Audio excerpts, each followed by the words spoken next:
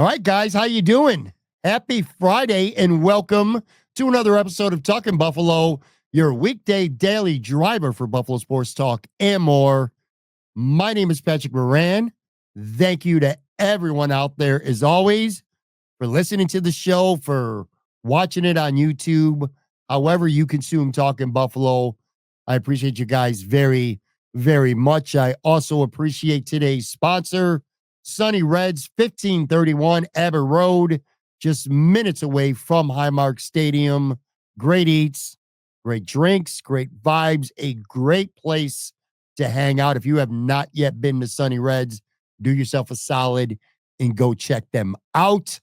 Also, a little shout out my people over at Imperial Pizza, two locations, 1035 Abbott Road, 1655 Main Street. Love me some Imperial Pizza. I have done countless shows, live shows there, and I'm sure I'll be doing plenty more in the future, at least when this shitty ass Buffalo weather lets up and I go out the house any more than I need to, which I stay home as much as I possibly can right now. All right. Anyway, this is our Friday show. Back half, I'm going to talk about 5 things that I think Buffalo Bills GM Brandon Beane should do before unrestricted free agency starts, which is coming up pretty soon, folks. March 10th, that negotiating period begins. So I'm going to go over 5 things that I think Brandon Beane should make sure that he gets accomplished before that starts. Before that, I'm going to talk about this James Cook saga some more. Now, I know we did a segment on it yesterday on the show, but it's like details just keep emerging. And this James Cook sagas, it can be heating up. It can be heating up. And if nothing else, it is actually James Cook right now that's kind of setting these little fires himself. And for once, it ain't media driven. It ain't content creator driven. It's not fan driven, social media driven. None of that. It's not speculation from anybody like that. It is James Cook who's kind of driving that bus right now himself. So we'll talk about that. I want to make a case for James Cook getting what he wants. Make a case for James Cook not getting what he wants. A potential contract situation that the Bills potentially could pay him. Some other options they have as well. So plenty coming up here with James Cook on the show today. A quick little bit of news, one of them concerning a Bills rival in the AFC East, the New York Jets, which was really weird. They put out a statement saying that Aaron Rodgers will not be returning. They're going to release him. Usually you hear it from Schefter or Ian Rappaport or some type of insider or maybe the player himself. But in this case, it was actually the team who took the initiative to put out the statement. Aaron Rodgers is done with the New York Jets. We'll talk about maybe him more next week. I'll just say this much. Thank you very much, Aaron Rodgers, for the last 2 years because you've been awful. You got hurt last year. You were pedestrian, at times awful this year. And that organization was just a chaotic mess. It was a mess before you got there, and you made it more of a mess over the last 2 years. You made it a lot easier for the Buffalo Bills to rack up 2 more AFC East titles. So for that, I thank you very much. Other news, well, it's not really news right now. It's kind of, I guess we could say rumors for now, at least anyway. Travis Kelce has not said whether he's going to play another season or not, but you kind of get a sense based on what he said and how he said it on his New Heights podcast with his brother Jason, that it feels to me and it feels like to a lot of others that he's leaning towards retirement. Again, when and if that happens, well, we'll cover that and talk about that much more at length. But I'll say this much. He's one of my favorite football players, non-Buffalo Bills in recent years. Such a great player, man. And I just respect greatness. And when I think of tight ends, for me, it's either Kelce or Gronk, depending on what kind of mood I'm in that day. Those to me are the 2 best tight ends, all around complete tight ends to ever play this game. And it sucks to have him being a guy who has hurt your team so very much through the years. I mean, you go back to last year's playoffs, that divisional round with AJ Klein just helpless out there. trying to stop Travis Kelce, but this guy has hurt the Bills a lot. But I respect him, man. I respect greatness. But you could see, too, at the very end. I mean, the Bills shut him down twice this year. He didn't have any real big games down the stretch. I mean, he was all right against Houston, but that Super Bowl, and I didn't go through the film or anything like that, but I saw some clips floating around where he just looked slow and his best football is just way behind him. So rather than potentially stick around too long and watch and have the world watch his skills just completely deteriorate, if not fall off a cliff, it looks like he might retire. We'll see how that plays out. But like I said, man, I respect greatness. I really do. James Cook is approaching greatness, certainly not there yet. Let's just get into him right now. And I also got some comments too from the Peanut Gallery. And the Peanut Gallery, of course, being all you guys, some interesting comments that I want to share regarding this. I feel like the sentiment is pretty much the same amongst everybody. Give him a raise, but he's not going to get no $15 million. Lots of potential solutions. I'll get to that in a few. But this is what James Cook allegedly wants, or apparently, I should say. It seems this way. $15 million a year. I mean, he was on his IG Live, and he's the one. No one else wrote that. No report saying James Cook is seeking $15 million per year. James Cook pretty much said he is seeking $15 million per year. That would make him have the second highest average annual salary among all running backs in the NFL. Christian McCaffrey's making about $90 million a year. James Cook is not approaching that. I don't think any running back is approaching that anytime soon. But this is escalating quickly. On Thursday or Wednesday night even, James Cook unfollowed the Bills on Instagram. Apparently that's a thing. I don't really get it, but you hear about it more and more. Players or disgruntled players unfollow their team. Sometimes they'll unfollow their quarterback or other players, things like that. But apparently, James Cook has unfollowed the Buffalo Bills on Instagram. So in a matter of a little more than 24 hours, we have learned both via Instagram and things that he's done himself. $15 million per year is what he is seeking right now. And he is unfollowed for the team right now on Instagram. And apparently photos of him wearing Bills shit and stuff like that have been wiped as well. Just really weird to me because James Cook is a dude who for 3 years barely ever said anything. And he's still not really talking right now, but his actions are certainly speaking, really loud.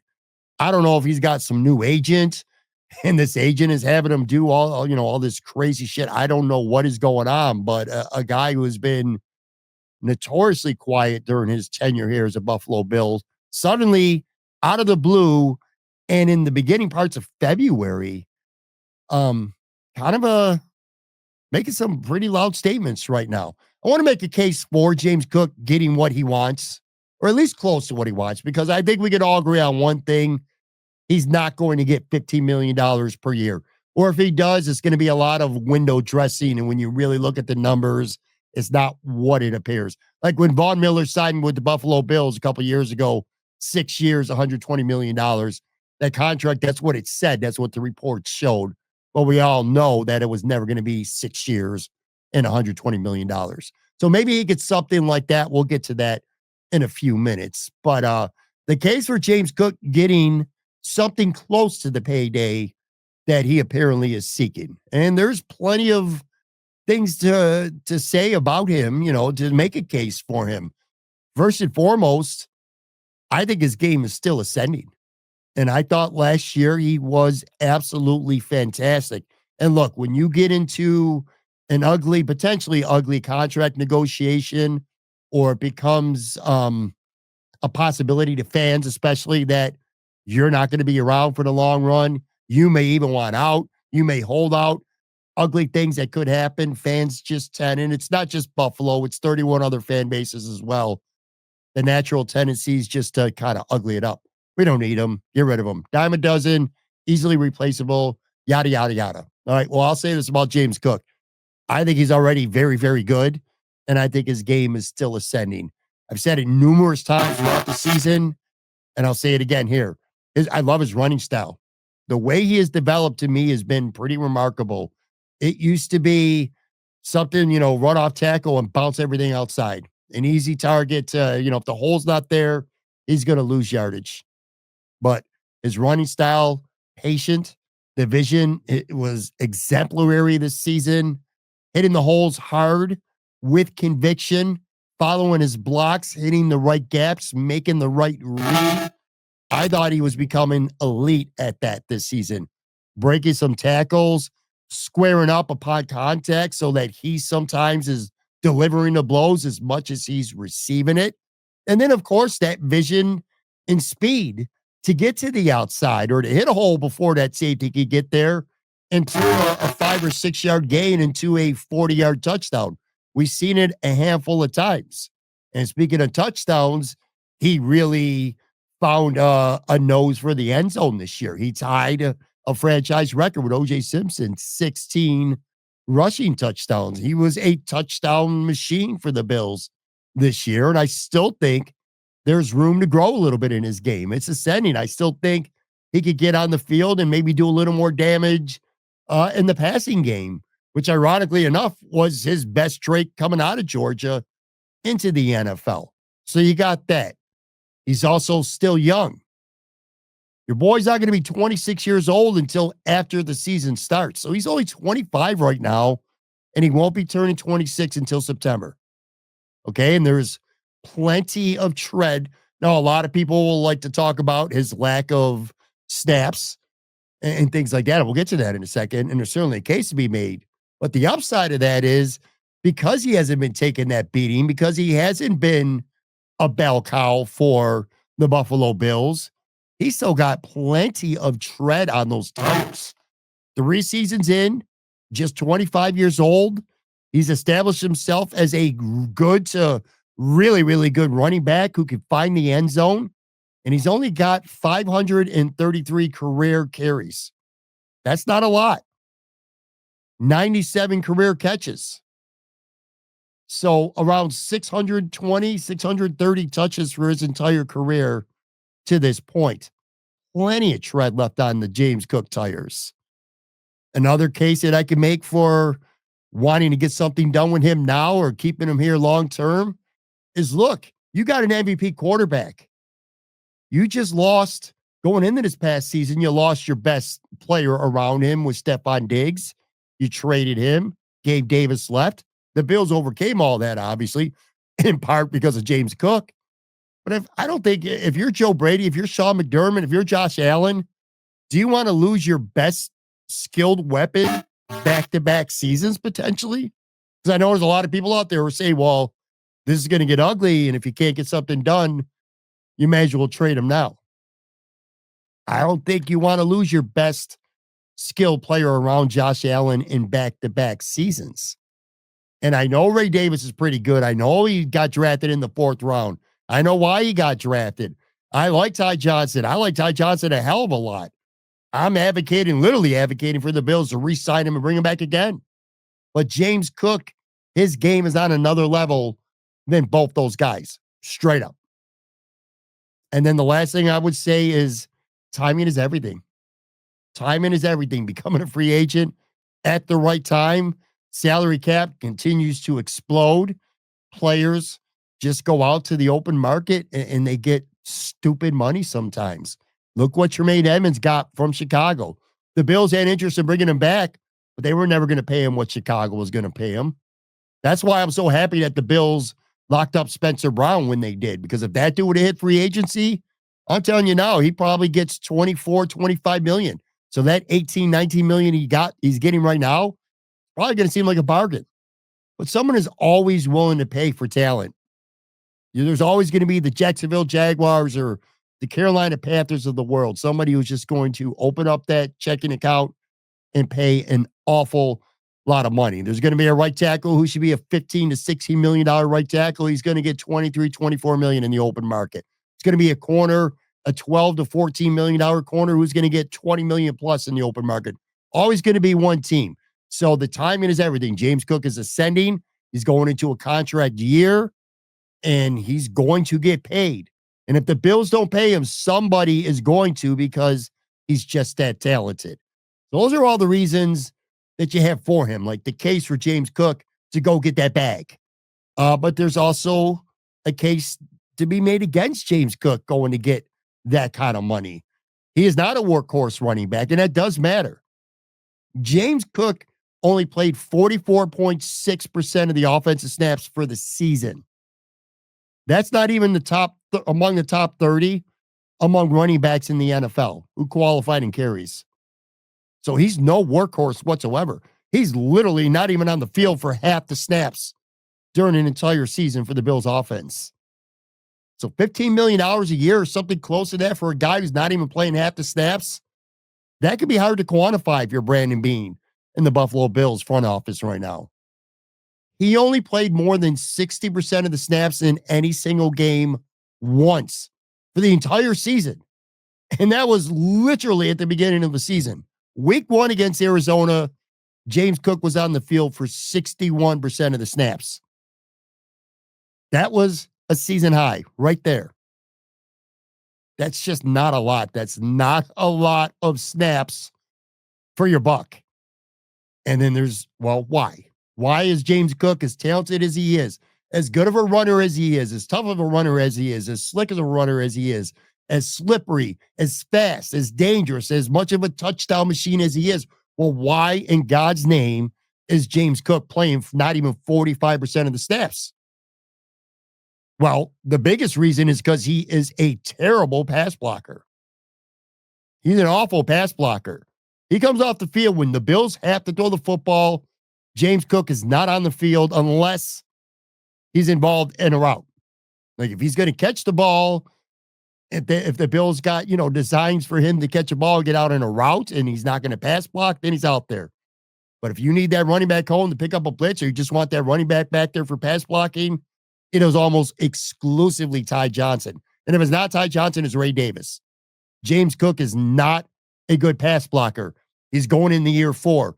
Maybe he can develop a little bit more there and become close to adequate, but he's never going to be a good pass blocker. And he also wasn't really used to finish out halves in football games either. Like that was a lot more Ty Johnson, Ray Davis territory, that 2-minute offense at the end of a half or whatever. You see Ty Johnson out there. Close that out games. You want to be physical, run between the tackles. Saw a lot more Ray Davis. So the snap percentage is not there. He's a terrible pass blocker. And then nothing against him. But the last thing I would say is you got other guys on this team to worry about that some, potentially even all of them, would take precedent over a running back. Christian Benford, more on him here in a few.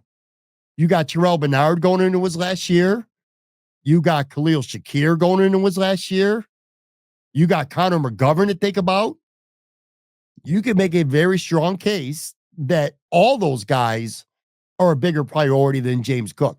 That's not to say all those guys are better than James Cook, but all those guys, given the positions they play and the depth chart, you can make a very fair and reasonable case that those guys right now all should take precedence. So you go give James Cook $15 million or something close to what he wants. That may come at the expense. You're going to lose Khalil Shakir. Then you start asking yourself, would you rather lose James Cook or would you rather lose Khalil Shakir? Would you rather lose James Cook or do you want to start over again at center? You get rid of Connor McGovern, you let him go somewhere else. Do you trust Van Granger to take over as your starting center in 2026? It'd be risky. It'd be really risky. All right, I'm going to take a quick break, come back on the other side. I got a couple possible contract solutions or the way things play out. I'm going to whip through a handful of comments that you guys made. I plucked a handful of the most interesting ones. And then I want to spend the rest of the episode, and we'll do that relatively quickly too, talking about 5 things that I think Brandon Beane should definitely be doing right now before free agency starts.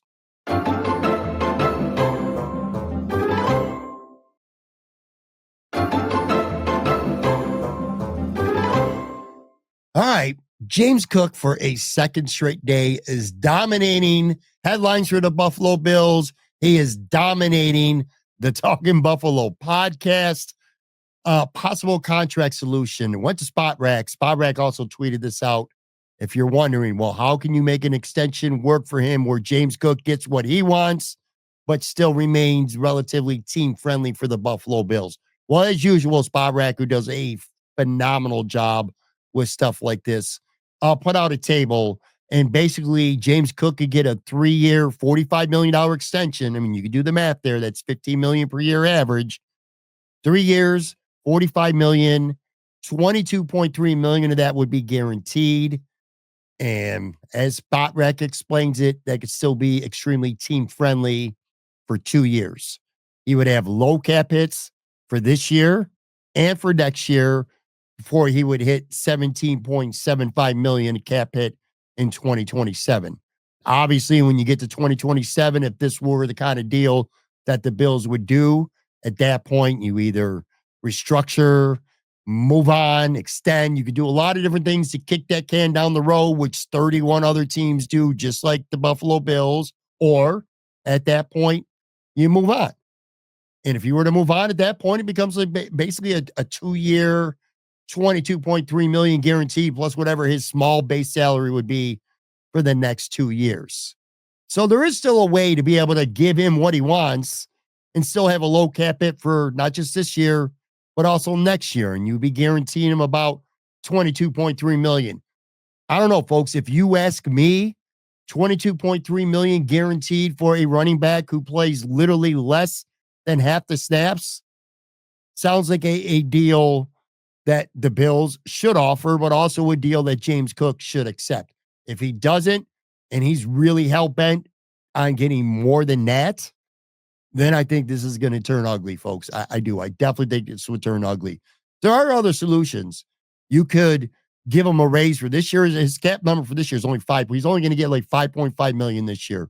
One option is maybe you work out something where you give him a raise this year, so you're preventing a potential holdout.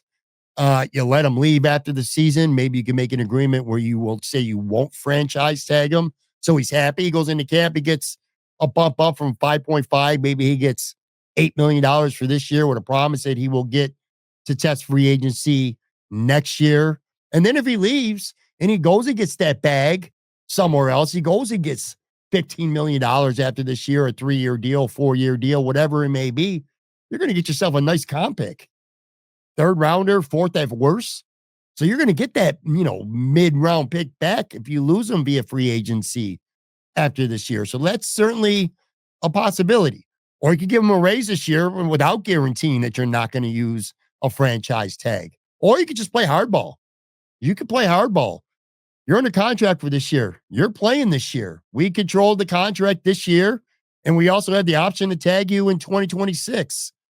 We don't know what the cap franchise tag number will be for 2026. Right now, it's about 13 point something million. Let's just say it's probably going to be right around $15 million next year. Well, you get him for 5.5 this year, 15 next year. You got him for the next 2 years at 10 million or so. Now, neither side wants that. That's where shit could get really ugly because James Cook could hold out. Although we're seeing that a lot less in the NFL, at least when it gets to be July and August. Like he'll skip all the voluntary stuff, the PTOs, minicamp, maybe mandatory minicamp. But once training camp starts, you don't show up, you're losing a lot of money. He doesn't want to do that, and the Bills don't want that either. So, not saying that is going to happen, or even that is likely to, but it could happen. It could happen. Neither side wants that. Like I said, it could get ugly. And then the last thing you could do is trade him. You could trade him, but now that's easier said than done because the team that acquires him, they're going to have to extend him too.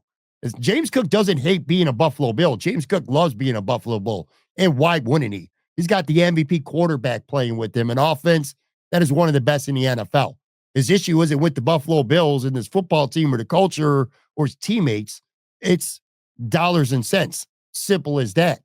So if he were to get traded to another team, and there's no shortage of candidates, Dallas, Vegas, Chicago, the Giants, Denver, holy shit. Sean Payton would probably love to get James Cook in that backfield. But whoever trades for him, they're not going to give up, I don't say a premium asset, but they're not going to give up worthy assets if they're not signing him to an extension. So whoever trades for him is absolutely going to have to be willing to give him an extension before that trade goes through. as well.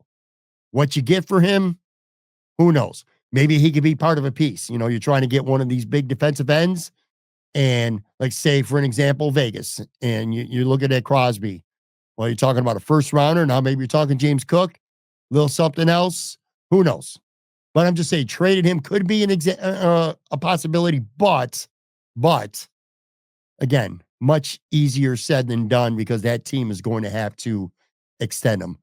My prediction is this: Brandon Beane is going to find a way by early camp, in July, the latest, to figure this out. Um, I don't think he's going to get a big extension because I think there's other priorities, but I do think, like, if I had to predict right now in February, I think he's going to get a pay bump this year to keep him happy for this year. And this will be a situation that the team revisits a year from now. But he's not going to play this year. I don't think he's going to at 5.5 million. And quite frankly, he deserves to get a raise 100%. A lot of strong fan reaction from you guys. I'm going to read a couple of these. I'm not going to comment on them. I'll just read what you guys are saying. Mark Henry, Cook is great, but he is not on the same level as Barkley and Henry, not even close. Let's not forget that they had to let him play a game in week 18 just to get to 1,000 yards. Bill's offensive line is one of the best in the league. Even Ty Johnson in more yards per carry and better hands with this offensive line. Ryan Cox says this is a negotiation. He stated what he thinks he's worth. The Bills will counter with what they think, probably around 10 million, and they will work to the middle, probably around 12 million. If they can't agree, then trade him to someone like Dallas. Is the business of the game. Again, I do like that take. I think that money sounds about right. But in terms of a trade, whoever's trading for him better be willing to give him the money that the Bills aren't. Algius Orwell said he's got generational feet, hands, still a question mark. He's most certainly a keeper, but for a guy known for keeping everything close to the vest, why so dramatic now? My guess, someone's got a used car salesman for an agent. 8 million to 12 million seems pretty reasonable. Great take. I agree. Something's going on in terms of an agent as well. I don't know what. George Snyder says I'd offer him a 3-year, 30 million extension with a nice signing bonus bundled in. If he says no, I'd be looking for trading partners. James Wise says, I don't think he's going to want to pay all the fines that will come with holding out and losing game checks if it lasts into the regular season. He doesn't have a ton of leverage, and I cannot see Beane caving unless the ask is well south of what Saquon and Josh Jacobs get. I'll comment on that real quick. I will say that he doesn't want to lose potential fines and game checks. Now, sometimes what happens is these guys hold out during camp, and when they come back, the team agrees to drop the fines from camp. But if you start missing games and game checks, yeah, that's definitely another story. JG says the fact that he's scrubbing his social media and putting this stuff out there tells you he's aiming for a market resetting contract, which hints at his intelligence level, if you ask me. A guy who plays half as much as the top of the market guys wants to outpace those guys? No. Sports data. It is such malpractice to extend these rookie running backs above anything like 8 million. Even that is a stretch on some teams. We have a committee. We can live on it. We can't live with a bad defense and a bad coach. Fair point. D1 Grizz. He isn't Henry or Barkley yet. He doesn't deserve top money. Frankly, I believe Ray Davis could replace him and actually be better. He's a dog. Disagree with that, by the way. I do agree that Ray Davis is a dog. I do not think that he can replace James Cook and be better. Ariello Grande says, I love James Cook. I hope he gets the money he deserves. I just don't think it is best for this team. Good point. I kind of agree with you, but going back to what Spotrac did, I do think you can get a contract for 3 years, 45 million. If James Cook's willing to take about 22 and a half or so of that guaranteed, you're buying yourself a 2-year team-friendly deal. And then come year 3, you either kick that can down, you eat the dead cap, or you make a move at that point. All right, so that's it with James Cook. Before we get out of here, we will hit on this more probably next week because we're going to start getting to decision time soon now with the Buffalo Bills and Brandon Beane and company, as well as teams around the league. You're going to start to see players get cut, veterans. You're going to start to see some players who will become free agents get re-signed as it gets closer to March 10th, which is when free agency negotiating window starts. I think you're going to start to see some trades. So things are going to heat up real soon, but kind of, well, I guess we'll call this a little bit of a primer for what we'll dig into more in the coming days, because these are 5 things that I definitely think Brandon Beane should try to get done before free agency. Number 1, and I'm not going to spend time talking about this today, but it's time for me to part ways with Von Miller. I talked about this at length on the show literally just yesterday. So if you didn't listen or watch that, please go back and listen. I had a whole bit on Von Miller. And then again, I just don't want to repeat myself. We already kind of dug back into yesterday's well to talk about James Cook. So not going to hit on Von Miller today, but I think between, even with a pay cut, what he would cost, what his role would be with this team, Javon Solomon being capable of being that bottom of the roster edge guy, and plus you need to go get a big fish. I just don't see a use case that's worth it to keep Von Miller around. So that's number 1. I'm parting ways with him. No restructures, no pay cuts. Number 2, I want to extend more guys, but my top priority by far is extending Christian Benford, and I want to do it before free agency even starts. Not in April or May, not during camp, not in September, right before the season starts. Get that done if you can now.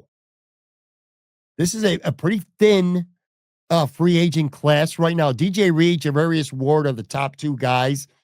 And I think because of that, they're going to get a lot more money in the market, maybe than they deserve. And I'm not saying they're not good players. They are. Man, I'd love either of those guys to be CB2 for the Buffalo Bills.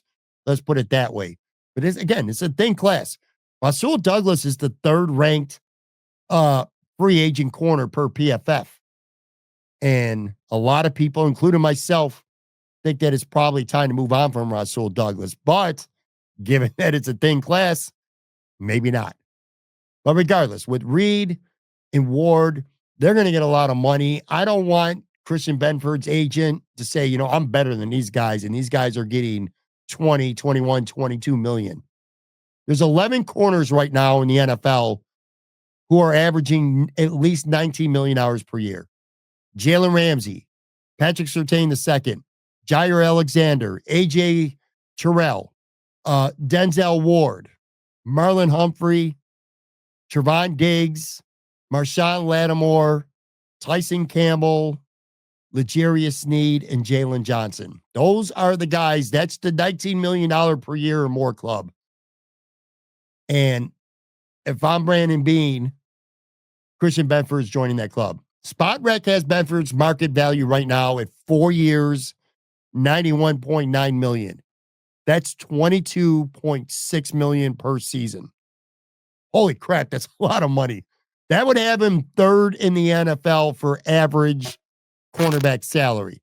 Now, I'm not saying that Brandon Beane needs to give him $22.6 million per year tomorrow before free agency, but if he can get that number, it's 22.6. If he can get that number at 4 years and 19 million per, I'm doing that tomorrow. I am doing that tomorrow. First of all, I think he's that good. He's just going to be turning 25 when the season starts. And unlike James Cook, where you can argue between Ty Johnson, Ray Davis, and maybe a $2 million, veteran pickup or 2nd or 3rd round, maybe 4th round draft pick, another rookie running back, you could be fine in running back. There's other positions you could work out and you could be okay at. But if you lose Christian Benford next season, you're probably starting over at corner. All right. They already need a cornerback too, as it is. And I don't know if Rasul Douglas has it in him anymore to be that guy. I was not impressed with him this year. He was banged up. But again, this is a thin class. Maybe you do bring him back. Maybe you lock up Benford now. You get Douglas back there for another year. You draft somebody, set one of those 2-2s, maybe a 4th, and you develop him. But right now, the Bills have no cornerback 2, and there's nothing in the pipeline prospect-wise as well. So Christian Benford, to me, is the biggest priority. Plus, he's a goddamn good corner. One of the better corners, one of the best corners in the NFL. So I am 100% trying to lock him up right now, and ideally, I would do it before free agency even started. Number 3, I'm re-signing a trio of guys that I think are high character guys for this team. 3 very useful role players. I think they symbolize what the Buffalo Bills are all about. That's Ty Johnson. That's Matt Collins. That's Reggie Gilliam. I think Ty Johnson and Reggie Gilliam are easy resigns. Matt Collins may cost you a little bit more than you originally thought, but I also think if the money's even close, Matt Collins is going to want to be back in Buffalo. He found a home here in Buffalo. The fans love him. He has a significant role on this team. He's very popular in that locker room, kind of become a cult hero of sorts with Bills Mafia. I feel like he'd have to get blown away. You know, if he's going to get 3 to 4 million here in Buffalo, he'd have to get 5, 6, maybe even $7 million to go to another team. So I think you could get him back. It might cost you more. But anyway, regardless, those are the three guys, the pending free agents, that I absolutely positively are making sure that I'm getting back. You could probably throw Reed Ferguson in there as well. I got none against Reed. I'd love to have Reed Ferguson back. But to me, I just think of Ty, Mack, and Gilliam. If I can only pick three to make sure I get back without even testing the market, it would definitely be them. Number four, you got to have some restructures to create cap space. You're going to need it. And there's a lot of simple restructures. By simple restructures, I mean this. You're giving them the cash up front. You're converting it into a signing bonus. You're giving them that cash up front, and you're creating void years at the back end of their contracts. You can kind of spread out dead cap money down the road. There's simple restructures that could create like probably around $25 million in cap space. Ed Oliver, you can create like 10 million by doing that. You could create 4.8 with Curtis Samuel. You can create 6.5 million with Dawson Knox. We'll have a conversation about Dawson Knox another time. But long story short, he's overpaid, but he's definitely not going anywhere this year. So Dawson Knox 6.5, and then Taron Johnson at 3.6. There's also potential restructures or extensions, I should say, for Ed Oliver and Taron Johnson as well. But yeah, you're saving like 25 million just by doing that. And then there's other options out there as well. Spencer Brown, Taylor Rapp, Tyler Bass, you can save about 5.5 million more. So if you were to do all those guys, give them cash up front, because that's basically what you're doing while creating a void year, you could create over $30 million in cap space just by doing that alone.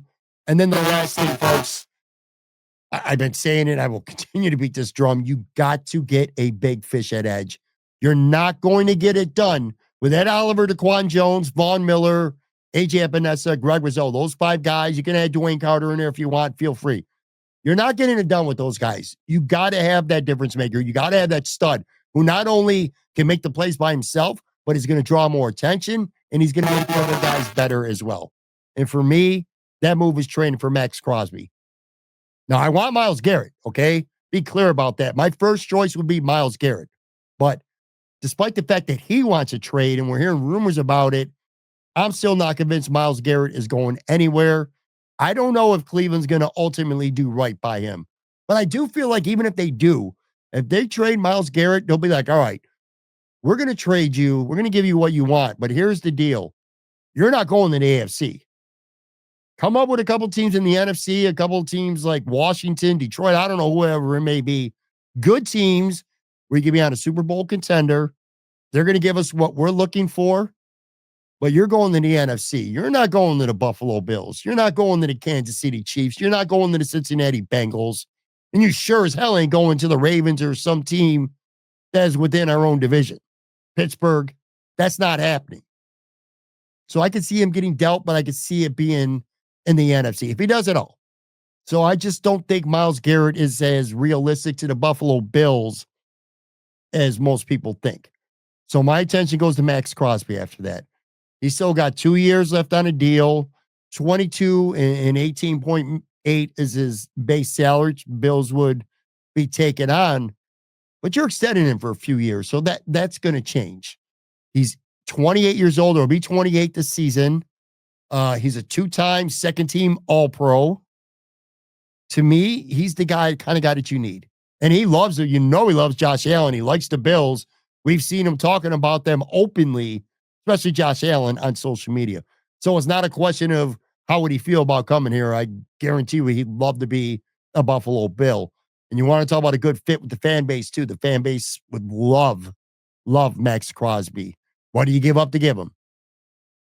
Right now, you're gonna give up a first. That's goes without saying, especially when you're picking at the end of the draft. You got the 30th pick. That goes without saying. So you're giving up a first, probably getting up a third, and swap a pick. Like maybe you got to give up a second, but you get a third back. So you're losing a round, but you're not really giving up a pick. So a first, a third, and a pick swap. Maybe not all necessarily in the same year, but maybe over the course of 2 years. I think that's the kind of what it would take to get a deal done with somebody like Max Crosby. And I think Brandon Beane, maybe it's not Crosby, maybe it's somebody else, but he's going to do something, I think, before free agency with the trade. I mean, obviously the fallback is free agency. And he could create enough room, like we talked about earlier, that hypothetically the price of poker is too much for Crosby. They're not going to get Garrett. Henderson, the Bengals won't trade him to the Bills. And you have no choice but to go to free agency.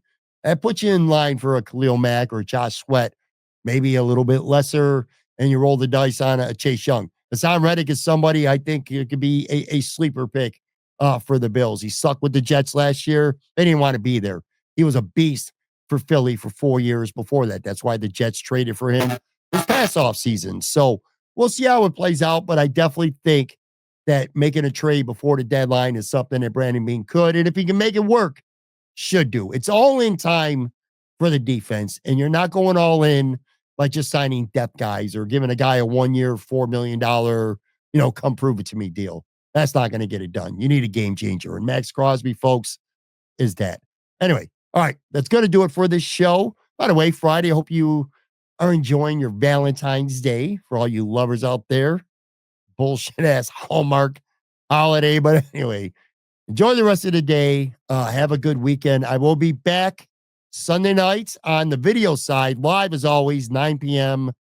Joe from Queens. Of course, the podcast will drop Monday morning. Talk to you guys then.